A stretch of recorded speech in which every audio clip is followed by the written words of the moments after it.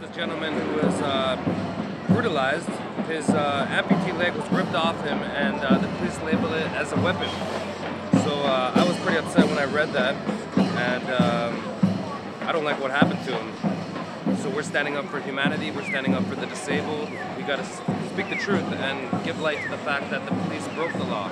So when we break the law, we go to jail. But when they do it, they get more money, more funding. It's not right. So we need an open and we need a public inquiry. We had, my wife, my daughter, and I were in the protest march, and we had separated during the march, and we had agreed to meet later on at Queen's Park. So it was my daughter and I, we went to Queen's Park. It was around 6 o'clock, and we had sat down there with two other young men. We didn't know them, but we sat down with them, and we were talking, and we were there just sitting there, and we were only there for a couple of minutes when the police line moved up to us, and I heard one of the police said, "Move." So we were all trying to get up. I was sitting on the ground, and I was trying to get up, and the two young men were trying to help me, and then I lost my balance. I fell back down, and then the police were, I guess, wanted to get us. Pushing to get us going, and Dad and my daughter told him, leave him alone. He's an above-the-knee amputee. Let him take his time. And I was trying to get back up when one of the police shouted, "Get the four of them!" And then the next thing I know, they're just piled on top of me. The police pinned me down. One of them felt like they had a knee right on my left temple, and they were grinding my head right into the ground.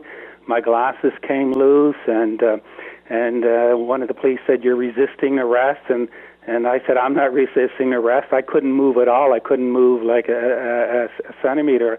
I was just pinned right to the ground, and they ripped my hands out from underneath me, forced them behind my, put them behind my back, and put on these tie wraps really hard. My glasses were laying on the ground, and they didn't seem to care. So I grabbed them in my mouth. I held the glasses in my mouth, and then one of the police, they ordered me to stand up or to walk, and I said I can't. And then one of them grabbed my prosthetic leg and ripped it off without any explanation. He ripped it off, and then he ordered me to walk, and I just looked at him. Obviously, I couldn't walk, and then he said, "Hop," and I couldn't hop, and I said, "I can't. I never hop. It's very painful." So that's when he said, one of them said, "You asked for it," and then two of them grabbed me underneath my arms and started dragging me away across the pavement, and my elbows were digging right into the pavement, and I was screaming at the time, and I was still trying to hang on to my glasses in my mouth. And so they dragged me, I don't know how far, but they dragged me a bit of a ways. And then they dropped me, and some other police came up, and they hoisted me into the air. They picked me right up, and it was sort of the same routine. They were hitting me. They were accusing me of resisting arrest. One of them, they were saying I was a spitter, that I had a weapon, and things like that. These were all untrue. I couldn't resist arrest. I couldn't do anything. But they dragged me to where they had their paddy vans or paddy wagons. They threw me on the ground. They did some more hitting and kicking me, and they went through my pockets. I had about $33 on me. They took my money. They took my walking sticks. I didn't have them with me. I should say they picked them up sooner. They had my walking stick. My glasses had fallen off, and I said my glasses, and they said don't worry about it.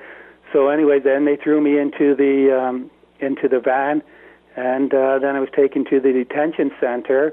So this happened on Saturday evening around 6 o'clock. Right. I was held in the detention center till Sunday evening around 9 o'clock, so I was held for over 24 hours. I was never told what I was arrested for. I was never charged. They said they couldn't find my arrest papers, so nobody could process me. That's one of the reasons they said I was held so long without a charge. They couldn't find any paperwork for me. Sunday evening, they let me go without any charges. They didn't return my money or my walking sticks or my glasses. They didn't have those things, and they've never been returned to me. I've had to buy new glasses and new walking stick, and I suppose the money's gone. Amputee was brutalized by the police. They yanked off his prosthetic leg and labeled it as a weapon. Held him for over 24 hours in a wheelchair. Didn't give him food or water, and just detained him without any lawful control. Yeah, control. He didn't break the law.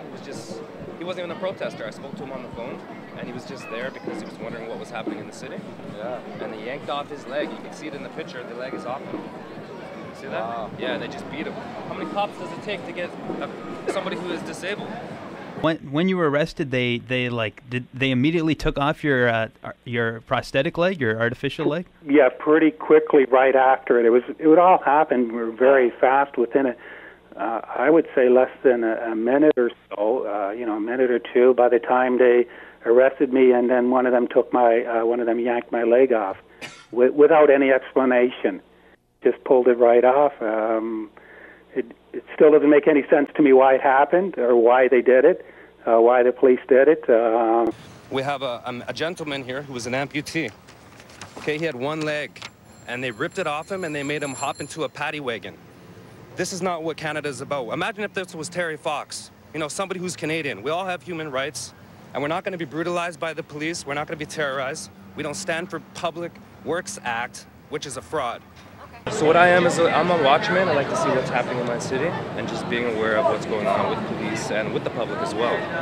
But Terry Fox is definitely a role model for Canada, and I'm not even sure if you're aware. That's why I want to talk to you. You ever heard about this gentleman? This is an amputee. He had one leg, and what happened was he was brutalized at the G20 summit. What happened was he had his leg ripped off him. And I don't know if you condone that, but I'm against brutality, right? I know it's not you. There's good cops and there's bad ones. And same with people. There's good people and there's bad people, right? So as a Canadian, I don't like to see innocent people being brutalized. But here's the story. Basically, they ripped off his leg, and they ordered him and they labeled it as a weapon, his leg. And I thought, how disconcerting. How is that we live in Canada and they're willing to do this to innocent people? And I talked to him on the phone. He was humiliated. It was so embarrassing to see that this happened during G20, that they went after disabled people. So as a cop, as an officer serving the public, that's why I'm just trying to say, hey, I'm not sure if you're aware of this. Did you hear about this story before? No. You didn't? How does that make you feel? So I don't really take sides unless I know all sides. Sure. I mean, there's more than one side to each story. Exactly. So you have to investigate all corners, right, before you can make a judgment call, right? Watch them throw me down on the cruiser. How many officers does it take for one guy? Let's count them. 1, 2, 3, 4, 5, 6, 7, 8, 9, 10, 11. I can count. Here's where they threw me down. There they go. There it is. 4 of them. Forcing me on the car. Emptying my pockets. Illegal search and seizure.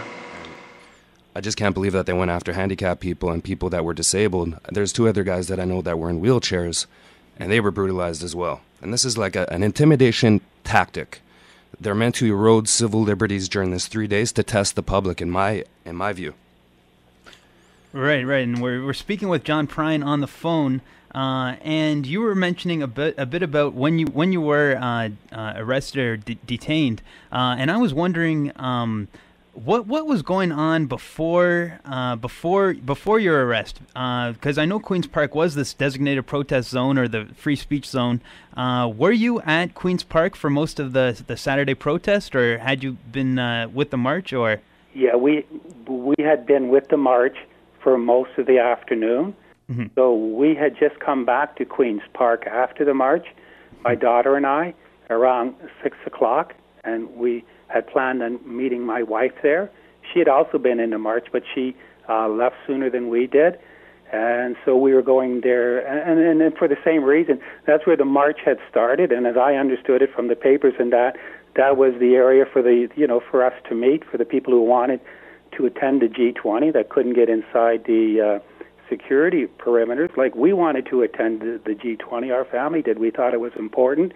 The Prime Minister attended it. We thought we should attend it. It had important issues. We were there. We thought that was our area, Queen's Park, where we could meet and, where we could be free to, to participate in the G20. Exactly, yeah, that's exactly what I thought as well. And so I was shocked when I saw more police than I'd ever seen descend on the park and shut it down completely. What I was wondering, though, because you mentioned your family was with you, what happened to your family while you were going through this ordeal, this 24 hours imprisonment? Well, my daughter was arrested right beside me, so of course I was very concerned about her, what was happening to her. And then I knew my wife would be looking for us. I didn't know if she had been arrested.